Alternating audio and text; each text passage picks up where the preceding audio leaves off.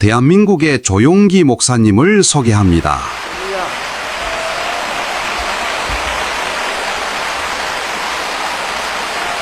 할렐루야. 감사합니다. 할렐루야. 우리 제천에 좋은 일이 일어날 줄 믿습니다. 반드시 여러분이 꿈꾸는 대로 혁신 도시가 될 것입니다. 저는 난평생 그렇게 많은 플래카드가 길거리에 붙은 것은 처음 봤습니다.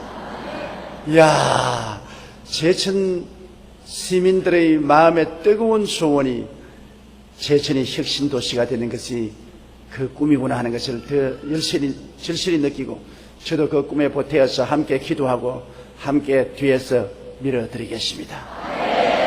오늘 하나님께서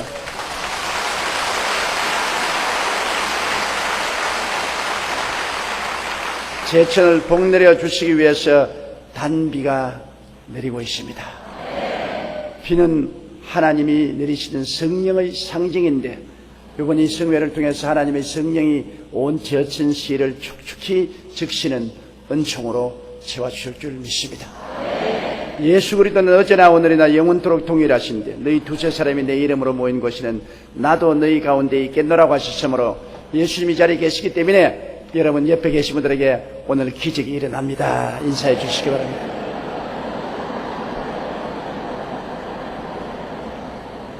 오늘 이야기한 이 말씀은 예루살렘과 여리고 사이에 일어난 것입니다. 예루살렘은 높은 지대에 있고 여리고는 낮은 지대에 있어서, 여리고는 기후가 온화해서 목축이 잘 되고 오곡백과가 잘 됩니다. 그래서 그곳에서 기른 짐승들이나 또 곡식들을 사람들은 예루살렘으로 가지고 와서 팔아서 돈주머니를 차고 여리고로 내려갑니다. 여리고는 예루살렘에서 한 27km 떨어진 곳입니다. 그렇기 때문에 강도들이 그곳에 많이 있어요. 반드시 예루살렘에서 여리고로 내려가는 사람은 물건을 가지고 와서 예루살렘에서 다 팔고 돈주머니를 차고 내려가는 것을 알기 때문에 강도가 숨어있다가 습격을 해서 사람의 목숨을 죽이기도 하고 물건을 빼앗습니다. 오늘 예수님 하신 말씀 가운데 보니 한 사람이 예루살렘에서 물건을 팔고 돈을 잔뜩 간수하고 여리고로 내려가다가 강도를 만나서 돈도 뺏기고 옷도 다 벗기고 얻어맞아 거의 죽게 되어서 던져버렸습니다. 그는 피투성이가 되어서 쓰러져서 죽어가고 있었습니다. 태양은 쨍쨍 쪼이고 피는 흐르고 목은 마르고 고통스럽고 괴로워 도움을 바라고 있는데, 한 제사장이 곁으로 지나가다가 그 정황을 보고 혀를 차고 머리를 흔들면서 그냥 지나가고 말았습니다. 안 도와주었습니다. 그는 너무나 큰 기대를 냈다가 제사장이 그냥 지나가니까 정말로 마음에 좌절했습니다. 얼마 있지냐 레위 사람이 총총그렁으로 또 내려옵니다. 레위 사람이여 나를 살려주십시오, 나를 좀 도와주십시오 부르짖었습니다. 그런데 레위 사람이 와서 가만히 보더니만 그게를 슬슬슬슬면서 그도 총총그렁을 긁고서 가버리고 마는 것입니다. 이제는 아무 사람도 도와주지 않습니다. 지나는 사람마다 무관심합니다. 제사장도 무관심하고 레위 사람도 무관심했습니다. 그런데 유대인들이 가장 멸시하고 천대하고 무시하는 사마리아 사람이 그곳을 짐승을 타고 지나가다가 이 전경을 보고 그 마음속에 불쌍한 생각이 생겨서 짐승에서 내려서 이 사람에게 기름을 부어 상처를 부드럽게 하고 포도주를 부어서 균이 상처를 먹지 못하게 하고 그게 옷을 찢어가지고서 붕대를 만들어서 가마 짐승에 태워서 주막집에 가서 돌봐주고 2데나리의 은전을 내어서 주막 주인에게 주면서 이것으로 돌봐주시오. 내가 돌아올 때 부비가 더 들면 당신에게 갚아주겠습니다. 그 이야기를 예수님이 하시고 난 다음 이 강도 만난 사람의 진실한 이웃이 누구겠느냐, 그렇게 주님이 물으셨습니다. 이 이야기 속에는 우리가 깨달아야 될 크나큰 하나님의 교훈이 있습니다. 왜냐하면 우리 모든 사람들은 다 강도 만난 사람인 것입니다. 우리의 조상 아담과 하와가 에덴 동산에서 너무나 아름답게 살았었습니다. 주님께서 상함도 없고 해함도 없는 에덴 동산에 필요한 것을 다 풍성히 예비해 놓으신 놀라운 은혜를 베풀어서 살게 해주십니다. 그랬는데 이 아담과 하와가 마귀에게 속아 넘어가서 강탈을 당하고 강도를 당한 것입니다. 그들의 양심이 빼앗기고 신앙이 빼앗기고 하나님에 대한 사랑도 다 잃어버리고 강도 만나서 에덴에서 내어 쫓겨서 이 세상에 내어 던졌습니다. 여러분, 오늘날 이 세상에 있는 모든 죄악과 더러움과 질병과 저주와 가난과 고통과 슬픔과 죽음은 강도 만난 사람의 고통을 말하는 것입니다.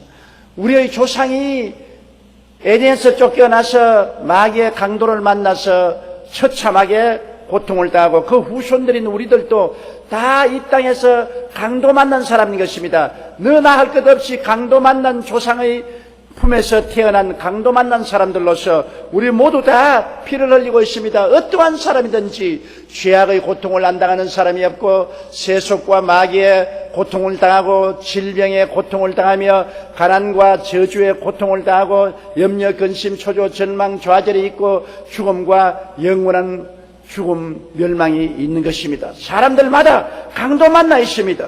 이 강도 만난 사람을 누가 도와줄 수 있겠느냐는 것입니다. 예루살렘에서 여리고로 내려가다가 강도 만난 사람처럼 우리들도 모두 다 에덴에서 쫓겨나서 이 세상에서 강도 만나 죽어가는 사람들인 것입니다. 사람들은 이 강도 만난 자리에서 스스로 살아나보려고 발부동을 쳤지만은 살아날 수가 없어요. 과학을 발전시켜도 안 되고 문학, 정치, 교육, 사회를 개혁해도 인간의 근본적인 고통과 괴로움에서 해방될 수가 없습니다. 누가 우리를 도와줄 수 있습니까? 그런데 우리를 돕겠다고 나온 사람이 있는데 이 제사장인 것입니다. 제사장은 율법주의자인 것입니다. 율법이라는 것은 여러분 우리의 잘못을 지적해서 우리를 정죄하고 심판하는 역할을 하는 것이 율법입니다. 율법은 우리를 사랑으로 돌봐주지 않습니다. 언제나 율법은 상대를 법으로서 심판하고 정죄하는 것입니다. 요사이는 그렇지 않은 가정도 많지만은 우리 한국의 전통은 시어머니와 며느리 관계는 언제나 율법적인 관계였었습니다. 시어머니가 며느리를 볼 때는 율법의 안경을 딱 쓰고 보기 때문에 며느리의 잘난 점은 안 보이고 못난 점만 자꾸 보이므로 자꾸 며느리 흉을 보기 때문에 며느리와 시어머니의 관계가 긴장이 됩니다. 그러나 시어머니와 딸과의 관계는 율법의 관계가 아니고 사랑의 관계입니다. 사랑의 안경을 딱 끼고 보니 자기 딸이 하는 것은 다 곱다 말입니다. 무슨 일에도 곱게 보여서 다 우리 딸 잘한다, 우리 딸을 변명하고 똑같은 시어머니지만은 율법의 눈으로 볼 때는 그 며느리는 모든 것이 다 못나 보이고 결점이 드러나지만은 자기 딸은 사랑의 눈으로 보기 때문에 모든 것을 변명해주고 덮어주고 품어주는 것입니다. 율법은 언제나 상대방을 벗깁니다. 율법은 상대를 도와주지 않습니다. 있는 것 없는 것 자꾸 벗기고 율법은 남을 핥혀서 상처를 입히고 먹칠을 하고 율법은 질밟는 것이 목적인 것입니다. 율법은 우리를 도와줄 수가 없어요. 사람들은 율법적인 종교에 의지해서 구원을 받을 줄 아는데 강도 만난 우리들에게 율법적인 종교는 우리를 꾸짖고 정죄하고 심판할 따름이지 우리에게 도움을 베풀어 주지는 않습니다. 한 번은 예수님께서 성전뜰에서 복음을 전가하고 있는데 이른 아침에 사람들이 예수님 말씀에 정신이 팔려서 집에 가서 밥 지을 것도 잊어버리고 일터에 갈 것도 잊어버리고 넋을 놓고서 예수님 말씀을 들었습니다. 예수님의 말씀이 얼마나 은혜롭겠습니까? 예수님이 계시는 곳만 가도 온 몸과 마음에 하나님의 은혜와 사랑이 넘쳐날 것입니다. 그런데 갑자기 한 여인의 비명소리가 들리고 웅성웅성하는 남자들 소리가 들리는데 보니까 바리새교인, 사두개인, 교법사, 소위 모세의 제자들, 율법주의자들이 한 여인을 끌고 오는데 멱살을 잡고 끌고 오는데 머리는 산발이 되고 울어서 눈은 뻘겋게 충혈이 되고 옷 매무새는 다 흐트러졌고 신발은 벗고 맨발 벗은 채 끌려와서 예수님 발 앞에 내동댕이 쳤습니다. 사람들은 다 놀라서 쳐다보고 있었습니다. 그때 그 율법주의자들이 예수님 말하기를 선생이요, 이 여자가 간음하다가 현장에서 잡혔습니다. 모세의 율법에는 이런 여자는 돌로서 쳐 죽이라고 했습니다. 손에 돌을 들고 있습니다. 그러면서 말이 선생은 이 여자에 대해서 무엇라고 말하겠습니까? 예수님을 아주 곤란하게 만들었습니다. 예수님이 돌로서 쳐 죽이지 말라면 당신은 모세의 율법을 지키지 않는 사람이 어떻게 메시아가 되냐, 또 쳐 죽이라고 하면 사랑의 하나님이라는 사람이 어떻게 쳐 죽이라고 합니까? 이렇게 해도 잡고 저렇게 해도 잡게 되어 있는 것입니다. 그런데 예수님께서 그들을 물끄러미 바라보았습니다. 이 여자는 산지사발 벌벌 떨고 있습니다. 그는 이제 죽었습니다. 별 도리 없이 가늠하다가 현장에 잡혔으니 모세의 율법에는 가늠하다가 현장에 잡힌 자는 죽이라고 했습니다. 그러나 이 율법주의자들은 위선자들입니다. 왜냐? 가늠하다가 현장에 잡혔으면 왜 여자만 끌고 오고 남자는 안 끌고 옵니까? 과거에 가늠한 자를 잡아왔다면 모르겠지만 현장에는 혼자서 어떻게 가늠합니까? 두 사람이 있어야 가늠을 하지. 그런데 남자는 놓아주고 약한 여자만 끌고 왔으니 율법주의자들은 벌써 위선자들인 것입니다. 율법은 언제나 위선을 행하는 것입니다. 자기는 못하면서도 다른 사람은 비평하는 것이 율법이 아닙니까? 예수님께서는 그 말씀을 들으시고 난 다음에 허리를 숙여서 손가락으로 글을 찍기 시작했습니다.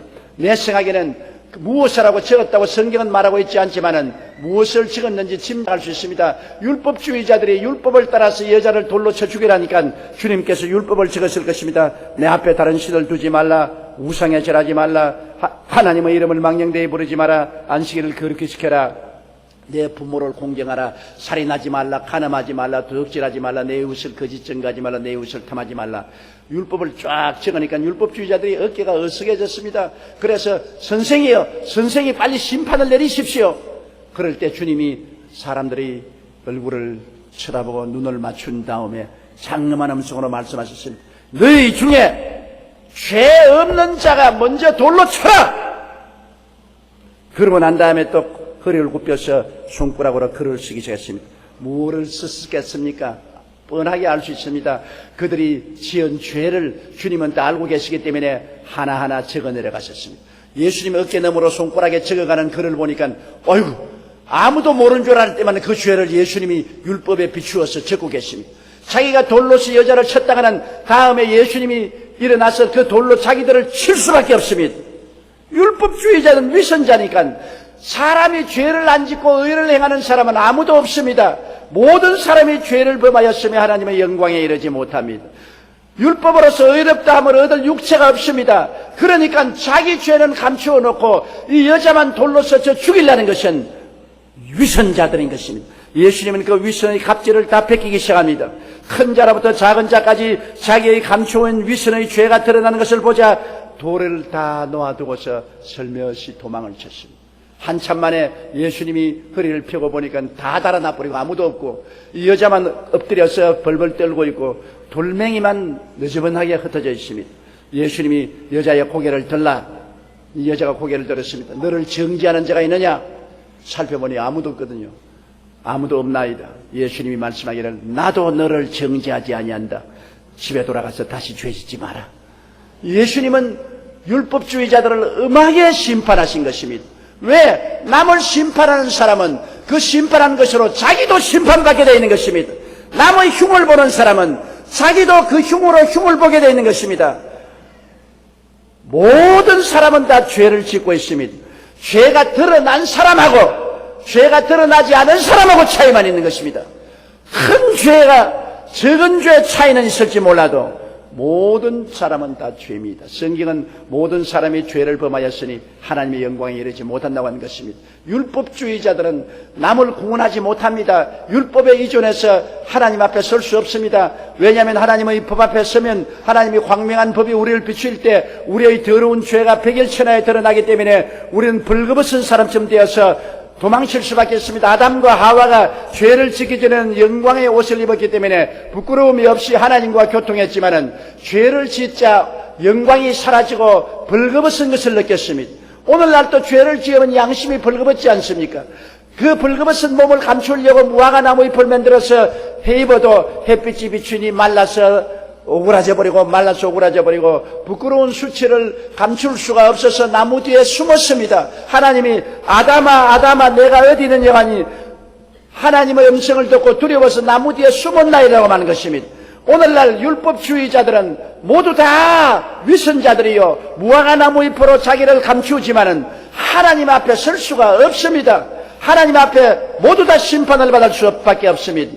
오늘 이 강도 만난 사람이 피투성이가 되어 쓰러져 있는데 제사장이 그날 지나간 이유는 제사장은 율법을 집행하는 사람인 것입니다. 유대 사회에서 율법을 집행하고 가르치는 사람이 제사장인데 제사장 율법주의자는 상처 입은 사람을 도와줄 수 없습니다. 상처 입은 사람이 여러분 율법주의자 와서 야 이놈아 나쁜 놈아 어쩌다가 도적을 만났느냐 조심하고 왜 안 당했냐 왜 돈을 허리에 차고 있었냐 온갖 욕을 하거나 해도 도와주지는 못합니다. 이미 피를 흘리고 죽어가는 사람 보고 욕해봤자 무슨 소용이 있는 것입니까? 그렇기 때문에 이 율법주의자는 그냥 지나가 버리고 말한 것입니다. 못 도와줍니다. 오늘날도 여러분 율법에 의지하면 여러분은 한 사람도 구원받을 수가 없습니다. 율법주의자들은 도와줄 수 없습니다. 율법주의자들은 손에 돌 들고 돌아다니는 것밖에 없습니다. 우리 한국에는 율법주의자가 너무 많아요. 청와대에도 돌멩이가 쌓여있고 국회에도 돌멩이가 쌓여있고 심지어 교회에도 돌멩이가 늘지근하게 쌓여있어요. 전부 율법으로 돌멩이 들고 서로 치려고 하니까 이래가지고서는 한 사람도 구원을 받을 수가 없는 것입니다. 제사장은 강도 만난 사람 율법주의자 제사장은 지나갔습니다. 그 다음에는 레위인이 와보고 또 지나갔습니다. 레위인은 뭡니까? 의식주의자인 것입니다. 레위인은 유대인의 성전에서 짐승 잡고 물 길러주고 불 떼고 제사 지내는 것을 도와주는 의식을 집행하는 사람인 것입니다.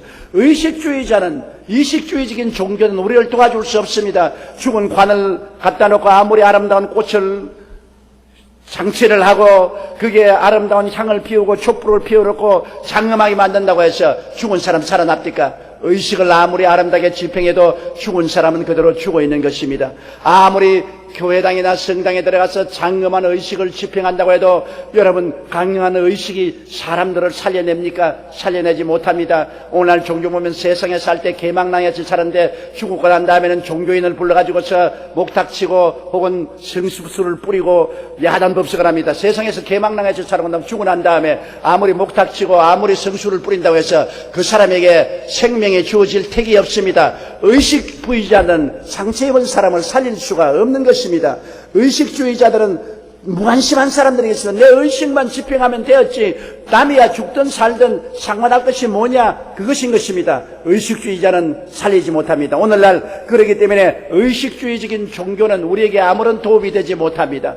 종교가 타락하면 타락할수록 점점 의식주의를 지향합니다. 장엄하게 꾸미고 촛불을 켜고 향을 피우고 온갖 짓을 다 합니다. 의식을 통해서 사람들에게 무엇이 있는 것처럼 느끼게 하려고 하는데 의식주의자는 강도 만난 사람을 도와주지 못하고 지나가고 맙니다. 강도 만난 사람은 절망에 처했습니다. 그런데 여기에 사마리아 사람이 왔습니다. 사마리아 사람은 율법주의자도 아니고 의식주의자도 아닙니다.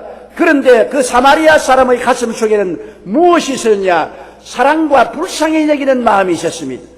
율법으로서 남을 비판하고 평론하는 것이 아니고 종교적인 의식을 집행하기 때문에 의식 이외에는 무관심하지도 않고 마음속에 사랑과 불쌍히 여기는 자비심이 있었습니다. 그가 보니까 강도를 만나 내가 마저 피를 흘리고 죽어가고 있으니 너무나 불쌍하고 너무나 가련합니다. 그 마음속에 사랑과 긍휼을 느껴서 그는 짐승에서 내려와서 그 사람에게 가까이 와서 그게 기름을 붓고 포도주를 붓고 옷을 찢어가지고서 붕대를 만들어 감아서 자기 짐승에 태워서 주막집에 데리고 왔습니다. 이 사마리아 사람은 누구를 표상하느냐? 우리 주 예수님을 표상하는 것입니다. 율법이 우리를 심판하고 버리고 의식이 우리를 무관심하고 지나갈지라도 주님은 우리를 볼 때 율법적인 눈으로 보지 아니하시고 의식적인 눈으로 보지 아니하시고 사랑과 자비와 긍휼의 눈으로 보시는 것입니다. 주님은 우리가 율법으로 비평을 받을 수 있고 의식으로 버림을 받았을지라도 주님은 율법과 의식으로 우리를 정죄하고 심판하지 않습니다. 이 가늠하다가 현장에 잡힌 여자를 모세의 제자들은 율법적으로 심판했지만은 예수님은 불쌍히 여기고 사랑해서 살리려고 애를 쓴 것입니다.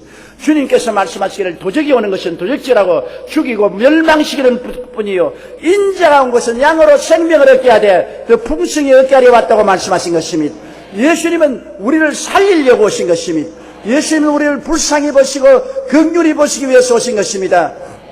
예수님께서 십자가에 매달렸을 때 원수들이 예수님 앞에 나와서 고개를 흔들고 제사장 바리새인 사두개인들이 말씀합니다. 네가 하나님의 아들이면 십자가에서 내려오라. 저가 남은 구원하였으되 자기는 구원하지 못하는도다. 내가 하나님의 아들이든 내려오라. 근데 예수님은 내려오지 않았습니다. 참으로 놀라운 말을 했습니다. 그 사람들이 예수님을 비평하려고 말했지만은 그 사람들 입으로 참말을 말했습니다. 왜? 제가 남은 구원하였으나 자기는 구원하지 못한다. 예수님은 남을 구원하기 위해서 자기를 구원할 수 없습니다. 그렇기 때문에 예수님이 십자가에서 우리의 죄와 불의, 추악과 저주, 절망을 짊어지고 올라갔기 때문에 예수님이 내려와 버리면 우리가 다 죽습니다.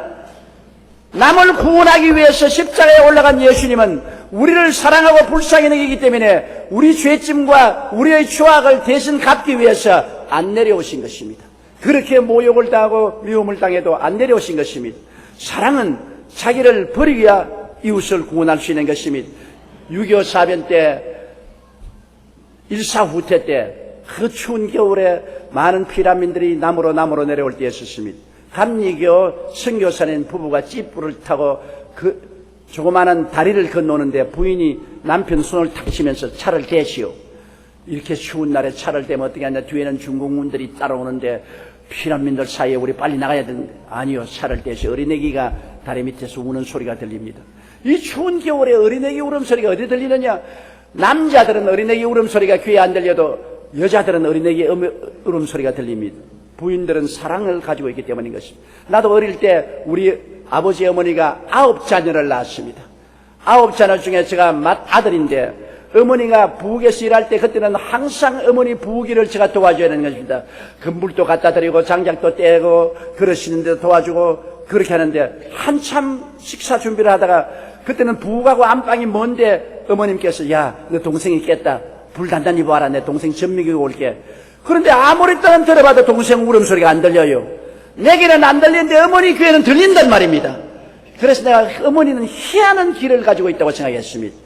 그런데 나는 동생에 대해서 사랑을 안 가지고 있지만은 어머니는 사랑을 가지고 있기 때문에 동생의 울음소리가 귀에 들리는 것입니다. 그래서 그 선교사 부인이 다리 밑에 어린아이 울음소리가 들리니까 내려가자 그래서 남편이 차를 대고서 부인과 함께 다리 밑으로 내려가니까 놀라운 장면이 벌어졌습니다. 한 30대의 젊은 여인이 알몸이 되어서 발가벗고 무엇을 가슴에 안고 있는데 가보니까 피란을 내려오다가 진통이 오니까 피란민 속에서 어디 가서 어린애를 낳을 데가 없지 않습니까? 길거리에서. 그러니까 다리 밑에 혼자 내려가서 그 추운 겨울날 매서운 바람이 부는데 혼자서 등남을 했어요. 남아를 낳았어요. 그 애를 살리겠다고 그는 내복을 다 벗어가지고서 애를 다 둘둘 말았습니다. 그러고 난 다음에도 애를 살려야 되겠다고 그 돛을 다 벗어가지고서 애를 2겹 3겹으로 덮었어. 두루마리로서 넣어드렸습니다. 자기는 그 어린아이에게 또 온기를 주기 위해서 가슴에 끌어안았습니다. 그러고 난 다음 선교사 부부가 내려가 보니 그 30대 여성은 꼿꼿하게 얼어 죽었습니다. 얼어 죽은 엄마의 품에서 어린애기는 엄마 옷을 입고 아직까지도 흰 힘을 뿜으면서 울고 있었습니다. 그 선교사 부부는 빨리 어린아이를 데리고 집자에 얹어놓고 내려가서 돌을 모아가지고서 그 시체를 돌로서 묻어주고서 그곳을 떠났습니다.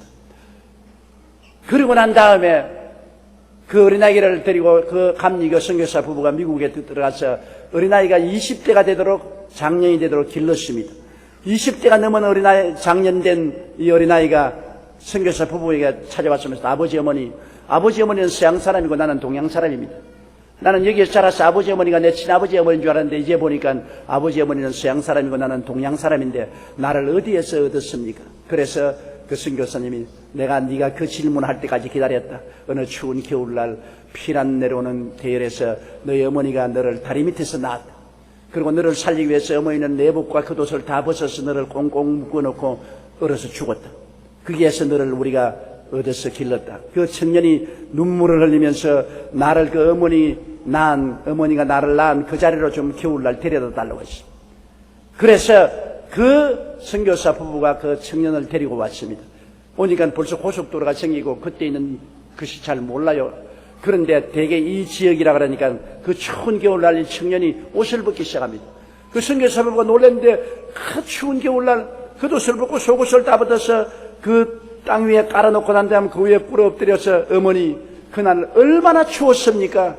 어머니 날 버리고 갔으면 살 수가 있는데 나 핏덩어리 그냥 버려버리고 피난민 대회에 합쳐서 갔으면 살 수가 있는데 왜 나를 위해서 어머니가 속옷 그 옷 다 벗어서 나를 꽁꽁꽁꽁 둘러싸놓고 어머니가 죽었습니까? 이제 나는 이렇게 자랐으니 어머니 내 옷 입고서 따뜻하게 눈을 감아 주십시오 하고 통곡하고 울었다는 그 기사가 미국 신문에 났어요. 제가 미국에 집회를 하다가 아침에 신문을 호텔에서 보고 나는 그것을 보고 굉장히 울었습니다. 내 마음속이 목이 메어서 울었습니다. 왜 30대 된 젊은 여성이 핏덩어리 된 자기 아기를 위해서 자기가 죽었습니까? 군대가 그렇게 하라고 했습니까?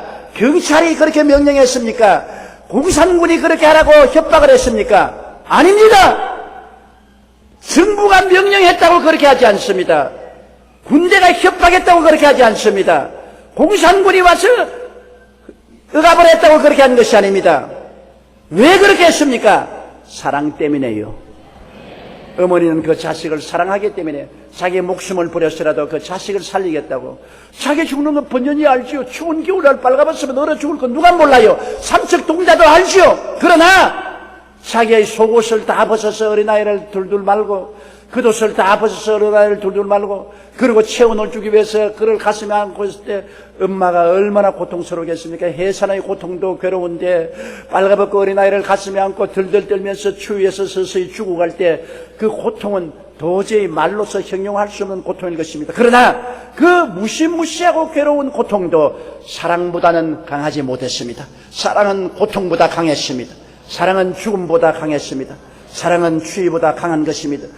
그래서 나는 그 기사를 읽고 난 다음 우리 주 예수님을 생각했습니다. 예수님 십자가에 못 박힐 때 얼마나 괴로웠습니까? 예수님은 하나님의 아들로서 죄를 알지도 못하고 죄를 지은 적도 없습니다. 억울하게도 인생의 모든 죄를 다 짊어졌습니다. 우리의 죄악을, 우리의 추악을, 저주를, 절망과 죽음을 대신 짊어지고 십자가에 못 박혔을 때 얼마나 고통스럽겠습니까?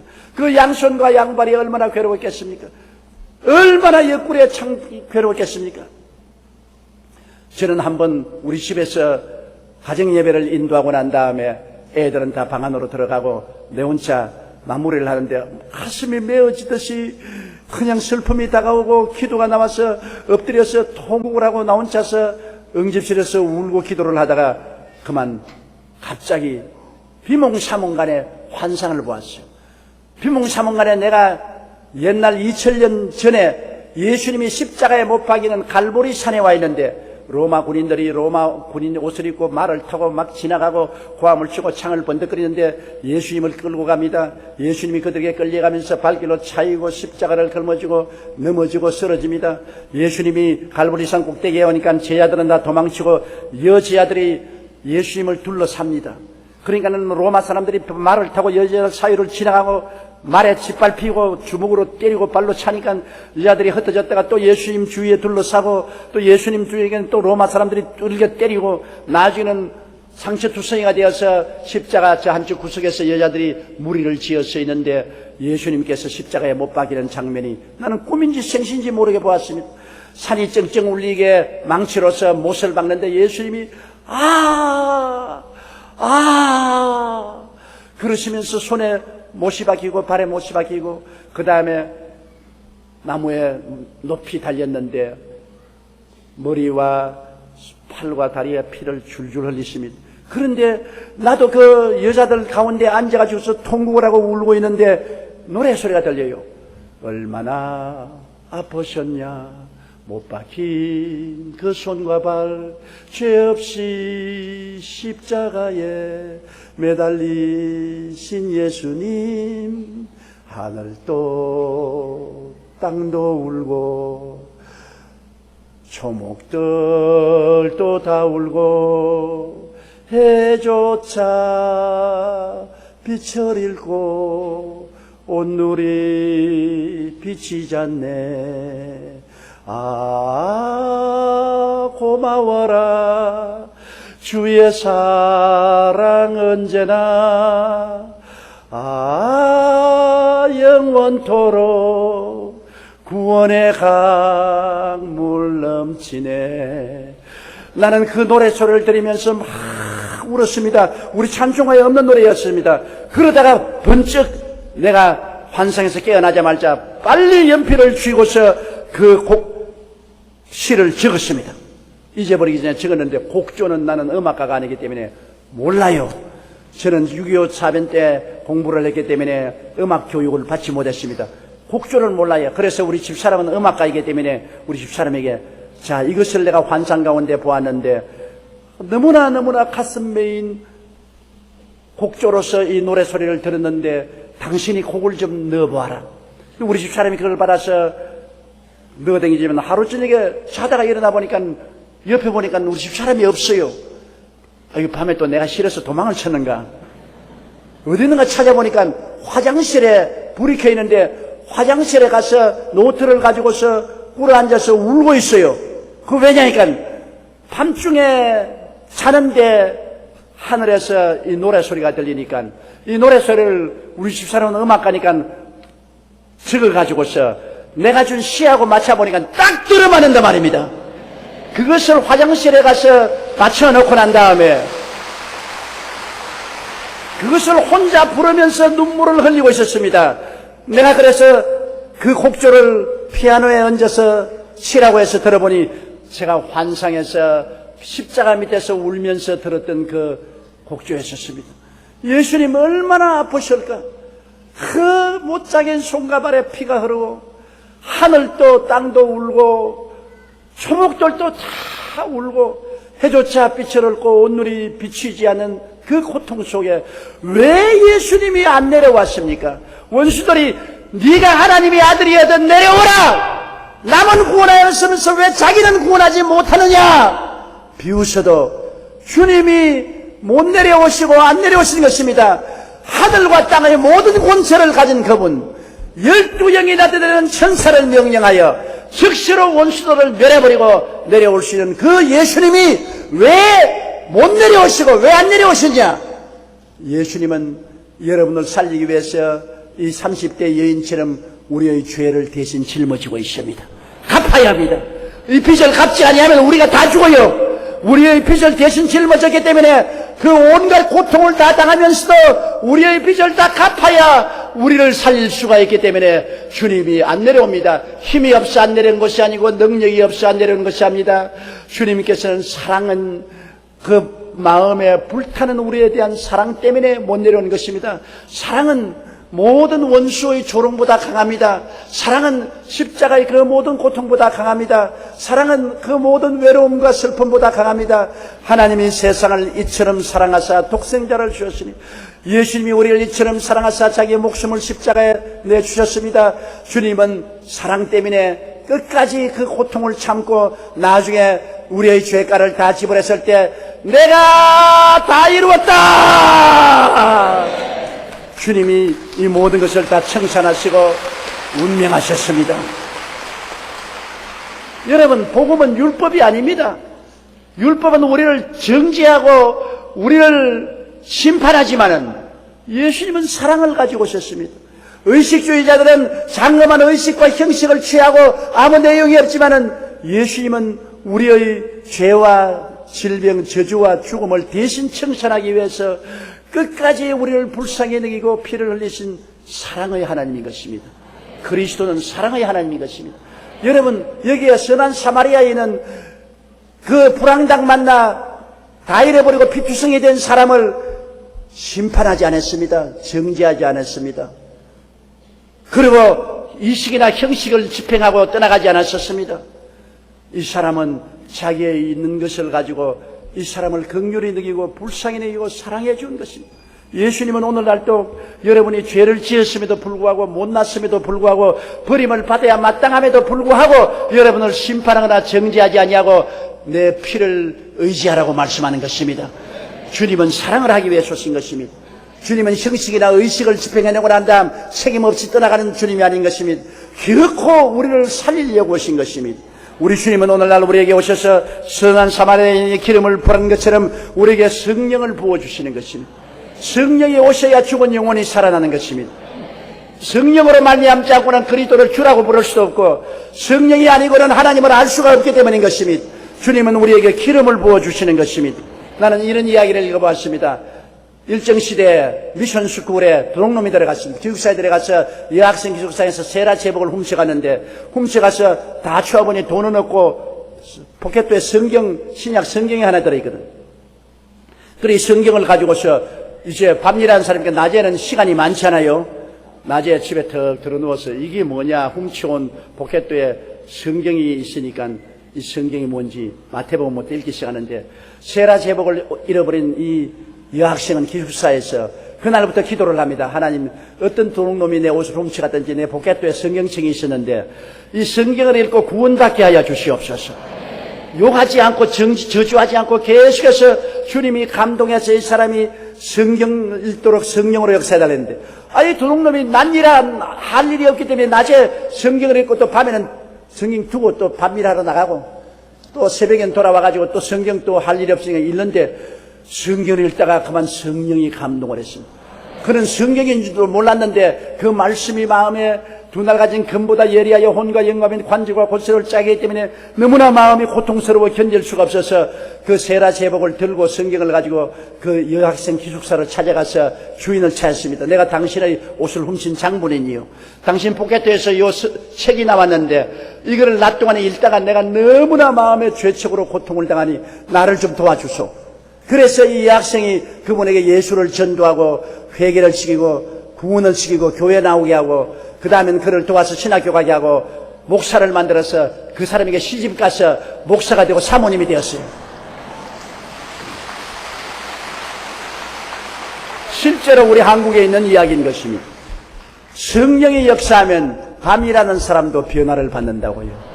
성령이 역사해야 마음에 감동이 오는 것입니다. 성령으로 말미암지 않고는 아무것도 할 수가 없는 것입니다. 그러므로 우리 주님께서 십자가의 고난을 통해서 원수된 우리에게 주님이 용서와 사랑을 베풀고 성령을 부으셔서 우리 마음이 깨어지고 회개하고 주님께로 돌아오게 만드는 것입니다. 그러고 난 다음 이 사마리아에 이른 포도주를 부었습니다. 포도주는 보혈을 상징하는 것입니다. 예수님의 십자가의 보배로운 피가 얼마나 귀한지요. 예수님의 피를 통해서 우리의 죄와 불의와 추악을 전부 다 용서하고 씻어버리고 죄를 한 번도 안 지은 것처럼 만들어주는 것입니다.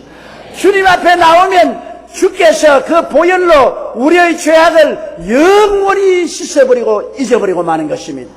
주님은 우리의 죄를 용서할 뿐 아니라 잊어버리고 마는 것입니다. 그렇기 때문에 예수의 보혈을 의지하고 하나님께 나가면 하나님이 여러분의 죄악을 기억도 하지 아니하시는 것입니다. 기억도 안 하시네. 예수의 보혈 그 피를 우리에게 부어주심으로 우리의 아무 수고한 노력 없이 용서를 받고 의롭다함을 얻고 하나님의 영광 앞에 나설 수 있게 만들어주는 것입니다. 예수님의 보혈은 우리에게 와서 마귀와 세상을 다 벗어버리고 거룩하고 성령 충만하게 만들어주는 것입니다. 마귀는 예수 보혈을 보면 한 길로 왔다가 7길로 도망을 치는 것입니다. 보혈의 앞에 마귀는 설 수 없는 것입니다. 보혈이 마귀를 무장 해제시켜버리고 마는 것입니다. 그러므로 보혈은 와서 마귀와 세상을 다 벗어버리게 하고 거룩하고 성령 충만하게 하는 것입니다. 예수의 보혈이 우리에게 와서는 우리의 마음과 몸의 병을 다 고쳐주는 것입니다. 주께서 피를 흘리심으로 우리 연약한 것을 친히 담당하시고 병을 짊어지고 가셨습니다. 채찍에 맞으심으로 그 피를 흘려서 우리의 병을 다 청산했습니다. 보혈은 말합니다. 내가 너를 고쳤다. 너 대신 내가 고통을 당했으니 나의 피로서 내가 병 고침을 받았다고 말하는 것입니다. 보혈은 우리에게 치료를 가져오는 것입니다. 예수의 보혈은 또 우리에게 부어져서 우리의 모든 저주를 제하는 것입니다. 아담이 가져온 저주, 가시와 은극히 가난과 실패와 낭패와 고통을 예수님은 십자가에서 다 짊어지고 청산한 것입니다. 그리스도께서 우리를 위하여 저주를 받은 바 되사 율법의 저주에서 우리를 속량하였으니 이는 기록된 바 나무에 달린 자마다 저주 아래 있는 자라 하였습니다. 이는 그리스도 예수 안에서 아브라함의 복이 이방인에게 미치게 하려면 했었으니 예수를 믿으면 보혈이 와서 우리의 생활 가운데 가난과 저주와 낭패와 실망을 청산해버리고 아브라함의 복으로 도장을 확 쳐주는 것입니다. 예수의 보혈로 말미암아 우리는 복받은 사람이 되어버리고 마는 것입니다. 눈에는 아무 증거 안 보이고 귀에는 아무 소리 안 들리고 손에는 잡히는 것도 없어도 예수의 보혈을 의지하면 저주가 떠나가버리고 마는 것입니다. 가시와 은극기가 떠나가버리고 마는 것입니다. 복이 많은 것입니다. 제천에 예수 그리스도의 보혈의 역사가 일어나면 제천에서 저주와 가난이 떠나가버리고 마는 것입니다. 하나님이 복을 주는 것입니다. 하나님의 기적이 일어나게 되는 것입니다. 예수의 보혈 속에는 능력과 권세가 있는 것입니다. 예수의 보혈을 의지하면 사망과 음부는 떠나가고 천국문이 열리고 부활과 영생과 천국이 우리에게 주어지는 것입니다. 예수의 보혈보다 더 귀한 것입니다. 나의 죄를 씻기는 예수의 피밖에 없네. 다시 성쾌하기도 예수의 피밖에 없네. 예수의 흘린 피 나리게 하오니 귀하고 귀하다. 예수의 피밖에 없네. 이 예수 그리스도께서는 우리를 정죄하고 심판하지 아니하시고 형식적으로 우리에게 종교의식을 집행하는 것이 아니라 당신의 몸을 찢고 피를 흘려서 보혈을 우리에게 주시는 것입니다. 예수님의 보혈을 통하여 죄는 물러가고 세상과 마귀도 물러가고 병도 물러가고 저주와 가난과 낭패와 실망도 물러가고 죽음과 음부도 보혈 앞에서 물러가 버리고 마는 것입니다. 얼마나 예수의 보혈이 귀한지요. 그렇기 때문에 예수의 보혈이 내 마음의 문설주에 큰 증거되면은 여러분 마귀는 우리를 건드리지 못하는 것입니다. 오늘날 부흥하는 마음은 보혈을 믿는 마음이요, 부흥하는 교회는 예수의 보혈을 전도하고 노래하는 교회인 것입니다. 피 흘림이 없은즉 죄사함도 없습니다. 보혈이 없는 곳에는 하나님의 역사도 일어나지 아니하는 것입니다. 그래서 피를 주님께서 우리에게 부어주시는 것입니다. 그러고는 이 사마리아 사람은 다른 붕대가 됐습니까? 저 중동 사람이 있는 흰 옷 그것을 찢어가지고서 붕대로 만들었어. 가만히 있어. 예수님은 우리에게 성령의 기름을 부으시고 보혈을 부으시고 사랑의 붕대로 감아주시는 것입니다. 십자가에 못 박인 그 사랑, 그 근질긴 사랑, 너무나 어마어마한 사랑, 그 사랑으로 우리를 감싸주시고 그러고 난 다음에 은혜의 짐승의 태와 주막집으로 데려갑니다. 그 집이 어디냐? 교회가 주막집이에요. 오늘날 교회가 천당 가는 주막집입니다. 주님께서는 꼭 사람들을 교회로 인도하는 것입니다. 나는 교회 안 가도 나는 구원받는다. 집에서 혼자 구원받는다. 나는 산기도문에 가서 구원받는다. 나는 무교회주의자다. 엉터리 같은 소리 하지 마십시오. 그 사람은 예수님을 안 만난 사람입니다. 예수님을 만나면 예수님께서는 성령 주시고 보혈로 덮어주시고 사랑으로 품어주시고 은혜의 역사를 가지고서 교회로 데려오는 것입니다. 천당하는 주막집에는 주인이 바로 목사님이요, 거기 모든 성도들이 주막집에 같이 있는 사람들이 있는 것입니다. 주막집에 와서 여기 사마리아 사람은 은전 2전을 주고서 이를 가지고 돌봐주라, 부비가 될 때면 올 때 내가 돌봐주겠다 했는데 오늘날 또 예수님은 구원받은 사람을, 상처 입은 사람을 교회로 데리고 와서 은전 2입을 주셨습니다. 그것은 성령과 말씀인 것입니다. 주님이 이 세상 갈 때 교회에게 하나님 성령 주시고 말씀을 써서 말씀과 성령으로 이 사람을 돌보아 주시오. 그 다음에 죄인들을 돌보기 위해서 헌금 드리고 11조 드리고 봉사하고 부비를 덧쓴 것은 내가 돌아올 때 갚아주겠습니다. 내가 재림할 때 다시 갚아주겠다는 것입니다. 여러분, 오늘날 우리 예수님은 선한 사마리아인인 것입니다. 예수 그리스도는 지금도 성령을 통하여 우리가 강도 만나 길거리에 쓰러져 있으면 우리 성도들을 통해서 주님은 그 사람들을 도와주기를 원하시는 것입니다. 오늘날 예수 그리스도는 사랑의 하나님인 것입니다. 우리를 살릴 수 있는 일은 사랑밖에 없습니다. 하나님이 무슨 권세와 능력과 협박과 공갈을 쳐서 회개시킬 수 없기 때문에 사랑하는 것은 아니에요. 협박과 공갈로서는 사람을 변화시키지 못합니다. 율법으로서 정죄하고 심판하면 사람은 자꾸 변명하고 자꾸 자기 스스로를 타당화하고 회개하지 않습니다. 의식과 형식은 내용이 없습니다. 사랑은 사람들을 깨우치게 하고 회개하고 깨어지게 하는 것입니다. 하나님께서 우리를 율법으로 정죄하지 아니하시고 형식적 의식을 짚지 아니하시고 십자가에 매달려 있는 것입니다. 하늘과 땅을 지으신 그분, 세계와 그 가운데 모든 것을 지으신 그분, 만왕의 왕 만주의 주가 우리를 사랑하사 우리의 죄짐을 다 짊어지고 십자가에 착 늘어져 있습니다. 얼마나 많은 고통과 괴로움을 당하면서 우리의 대가를 지불합니까? 여러분, 대가를 지불했다는 것을 알아야 되는 것입니다. 대가를 지불했으면 주님은 그 지불한 대가를 여러분에게 주시기를 원하시는 것입니다. 몸짓고 피 흘린 대가가 뭡니까? 용서와 의로움을 선물로 주시는 것입니다. 몸짓고 피 흘린 대가가 뭡니까? 거룩함과 성령 충만을 선물로 주시는 것입니다. 몸짓고 피 흘린 대가가 뭡니까? 치료와 건강을 선물로 주시는 것입니다. 몸짓고 피 흘린 대가가 뭡니까? 축복과 아브라함의 형통을 선물로 주시는 것입니다. 몸짓고 피 흘린 대가가 뭡니까? 부활과 영생과 천국을 선물로 주시는 것입니다. 그 은혜를 인하여 우리가 믿음으로 말미암아 선물을 받아야 되는 것입니다. 선물은 자격이 있어서 주는 것이 아닙니다. 하나님의 주권적인 권세로서 무조건 하고 공짜로 선물로 주시는 것입니다. 우리가 믿음으로 받아들여야 되는 것입니다. 잘난 사람, 못난 사람, 배운 사람, 못 배운 사람, 큰 사람, 적은 사람 할 것 없이 믿음으로 받아들이기만 하면 되는 것입니다. 하나님은 여러분을 사랑하셔서 오늘 모든 여러분을 위해서 이 시간에 성령을 주시고 보혈을 흘리셔서 용서와 의를 주시고 거룩함과 성령 충만을 주시고 치료와 건강을 주시고 아브라함의 복과 형통을 주시고 천국과 부활과 영생을 선물로 주시고 여러분의 영혼이 잘됨같이 범사에 잘되며 강건하고 생명을 얻되 넘치게 얻게 주시는 것입니다. 여러분은 모든 사람들 중에서 택하신 사람으로 만들어 주시고 왕같은 재성으로 만들어 주시고 거룩한 나라로 만들어 주시고 그의 소유한 백성으로 만들어 주신 것입니다. 이것은 하나님이 주권적으로 여러분에게 선물로 공짜로 주시는 것입니다. 그래서 내 입을 넓게 열라 내가 채우라고 말씀하는 것입니다. 오늘 하나님을 향하여 우리가 믿음으로 손을 내밀고 받아들이면 되는 것입니다. 우리의 마음이 깨달아지고 생각이 바뀌어지고 우리가 꿈이 달라지고 우리가 확실한 믿음을 가지고 기도하고 믿음으로 긍정적으로 받아들이면 오늘날 하나님은 여러분에게 이 놀라운 예수 그리스도의 피를 통한 생명의 역사를 주시는 것입니다. 여러분 30대 여인이 그 추운 겨울에 빨가벗고 죽은 이유가 뭡니까? 그 아들 살리기 위한 것 아니겠습니까? 아들 못 살릴 바에 왜 죽어요? 죽음의 대가는 아들을 살리는 것입니다. 아들 못 살리면 뭐 헛죽은 것 아닙니까? 그러나 이 여인은 죽음으로 아들을 살렸습니다. 여러분 예수님 왜 십자가에 죽었습니까? 여러분 살리기 위해서 죽은 것입니다. 여러분 못 살리면 헛죽은 것입니다. 예수님이 죽은 것은 여러분 살리기 위해서 죽었기 때문에 오늘 하나님은 성령을 통하여 있는 힘을 다해서 여러분을 살리려고 하는 것입니다. 예수님의 죽은 대가를 여러분 하나님은 찾고 계신 것입니다.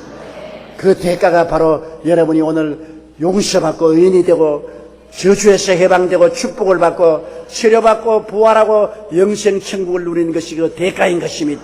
여러분 예수를 믿는다는 것은 종교를 믿는 것이 아닙니다. 형식을 받아들이는 것이 아닙니다. 여러분이 그리스도의 십자가 고난의 대가를 받아 변화되는 것입니다. 새 사람이 되는 것입니다. 영혼이 잘되고 범사에 잘되며 강건하고 생명을 얻되 풍성하게 얻도록 변화되는 것입니다. 열매를 맺는 것입니다. 가짜가 아닙니다. 진짜입니다. 소설이 아닙니다. 현실입니다. 우리가 먹고 마시고 체험할 수 있는 대가를 주님께서 요구하고 계신 것입니다. 우리가 믿을 때 성령은 이 시간도 역사하여 주셔서 여러분 가운데 크나큰 은혜의 변화의 역사를 베풀어 주십니다. 다 같이 모여서 기도드리겠습니다. 사랑이 많으신 우리 하나님 아버지, 십자가에 못 박여 몸을 찢고 피를 흘려 우리를 위해서 고난당하신 주님 감사합니다. 우리는 다 강도 만나 버림받은 사람입니다. 개인적으로 가정적으로 생활로 강도 만나 의지할 것 없고 상처투성이가 되고 피투성이 되어 쓰러져 있는데 사람들은 율법주의자는 와서 손가락질하고 비평하고 평론하고 의식주의자는 무관심하고 지나가지만은 예수님은 찾아와 주시니 감사합니다. 십자가 걸머지고 찾아와 주셔서 성령 주시고 보혈 흘려주시고 사랑의 붕대로 감아주시고 은혜로 품어주시는 주님이여 감사합니다. 우리 주님이시여 모든 사람이 이 주님을 모시게 도와주시옵시고 이 주님을 만나게 도와주시옵시고 생활의 변화를 받게 도와주시옵시고 역사가 일어나게 도와주시옵소서. 예수님 이름 받들어 기도드리옵나이다. 아멘. 할렐루야. 아멘. 목사님 감사합니다. 구독과 좋아요는 제작하는 데 힘이 됩니다. 감사합니다.